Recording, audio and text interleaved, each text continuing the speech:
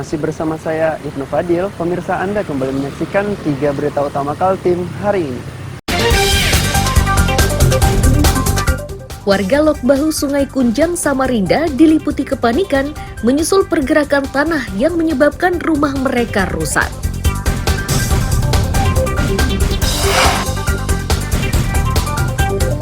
Revitalisasi Pasar Pagi Samarinda meresahkan pemilik bangunan dan tempat usaha.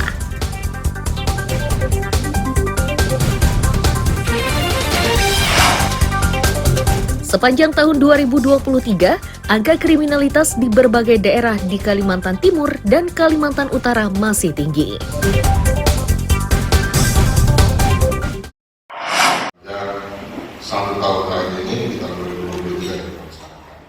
Angka kriminalitas di Tarakan sepanjang tahun 2023 meningkat.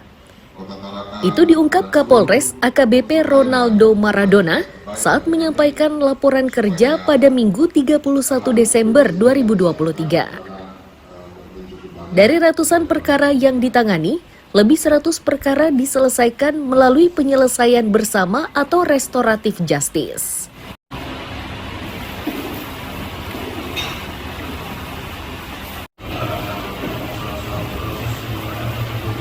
Tahun ini yang menjadi laporan polisi kira-kira totalnya ada 568 kasus. Untuk penyelesaian perkara sendiri di tahun sebelumnya 233 kasus atau 90%, dan di tahun ini sebanyak 516 kasus atau 90,8%. 111 kasus diantaranya itu diselesaikan dengan pendekatan restoratif justice atau penyelesaian pidana berdasarkan keadilan restoratif. Sementara dari Kabupaten Berau, kasus narkoba masih mendominasi penanganan perkara sepanjang tahun 2023. Tingginya tingkat penyalahgunaan narkoba itu terjadi karena mantan napi kembali mengedarkan narkoba saat bebas dari penjara.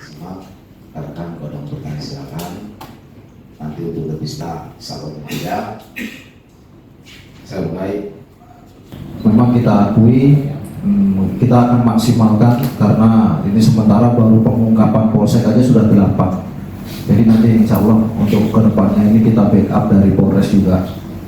Saya rasa itu. Kemudian untuk terkait zonasi merah dan kuning, untuk merahnya masih tetap wilayah Tanjung Redep karena ini kebanyakan pengendalian juga mayoritas dari rekan-rekan, maksudnya yang dari mantan-mantan yang pernah bebas sudah masih juga bermain kembali yang berdomisili di Tanjung Redep.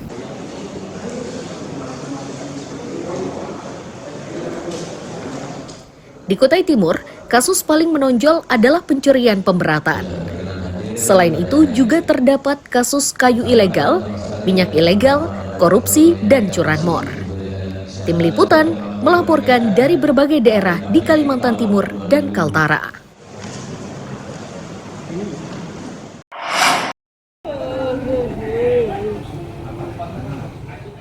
Badan Narkotika Nasional Kota atau BNNK Balikpapan sepanjang tahun 2023 berhasil mengungkap 8 kasus narkotika dengan 12 tersangka. Sedangkan barang bukti yang didapat berupa 2 kg daun ganja kering dan 317 gram sabu-sabu. Apresiasi kehadiran teman-teman di sini dalam rangka kegiatan konferensi pers akhir tahun. Kepala BNNK Balikpapan Kompol Risnoto mengaku hasil tangkapan tahun 2023 lebih tinggi dibanding sebelumnya. Khusus daun ganja kering, Risnoto menyebut pengemasannya mulai beragam. Terakhir mereka menangkap peredaran daun ganja kering yang dikemas menjadi kue kering. Kemudian sebelah kiri saya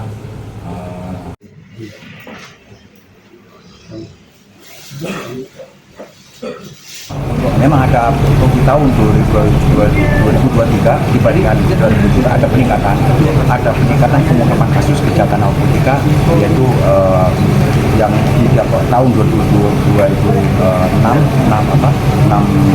6 kasus, di tahun 2003 naik menjadi 8 kasus. Jumlah tersangka juga ini berbeda. Di tahun 2022 11 tersangka, di tahun 2003 12 tersangka.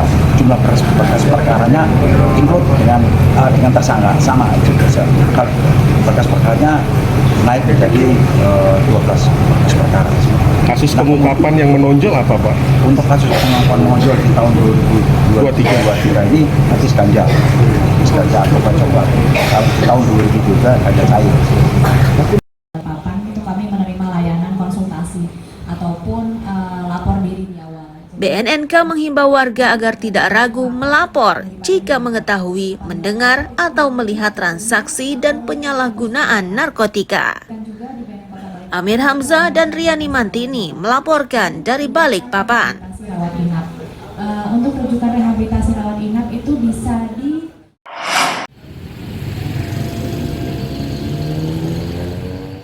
Balai Konservasi Sumber Daya Alam Wilayah Berau menyita 19 jenis satwa dilindungi.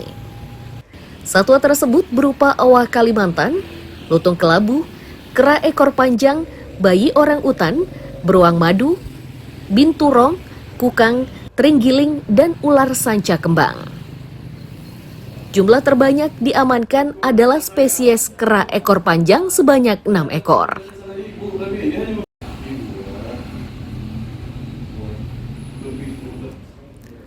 Kepala Seksi Konservasi Wilayah 1 Berau menyebut, satwa dilindungi tersebut disita dari tangan warga yang memeliharanya. Langkah berikutnya adalah mengembalikan satwa tersebut ke habitatnya. Hanya saja sebelum tindakan tersebut dilakukan, satwa tersebut menjalani serangkaian pemeriksaan fisik dan mental.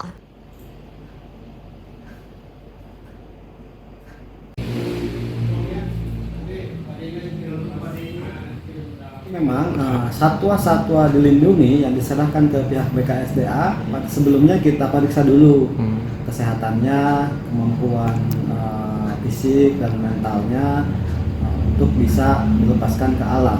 Misalnya kalau owa Kalimantan biasanya kita habituasi dulu, kita lihat karakternya dan sifat-sifatnya. Kalau udah bisa kita nilai bisa dilepas, kita lepas liarkan. Tapi kalau hewan-hewan seperti renggiling itu biasanya kalau sehat cepat, tidak cacat cepat kita lepaskan di hutan-hutan yang terdekat.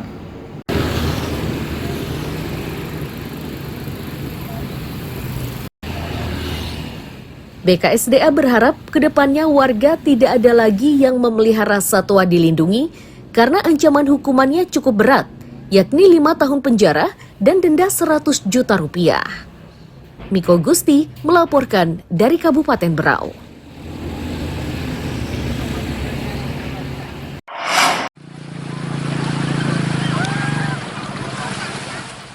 Saat pergantian tahun, tim gabungan di Balikpapan ini disiagakan di Pantai Manggar, Segara Sari sejak 24 Desember 2023. Tim yang dilibatkan mulai dari polisi, tentara, BPBD, Basarnas, hingga relawan. Kepala Pelaksana BPBD Usman Ali menyatakan, setiap harinya 6 orang petugas yang disiagakan secara bergilir. Tidak hanya bersiaga, petugas ini pun kerap melakukan patroli di darat dan di air. Ini dilakukan untuk memberikan rasa aman dan nyaman bagi pengunjung.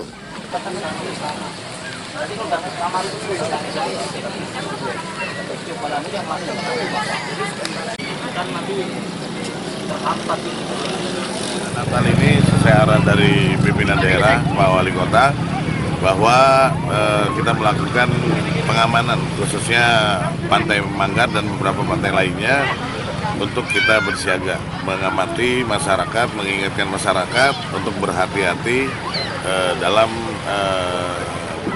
proses mereka pariwisata.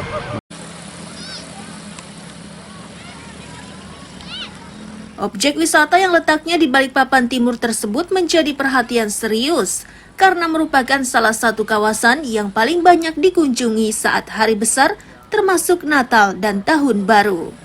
Riani Mantini melaporkan dari Balikpapan.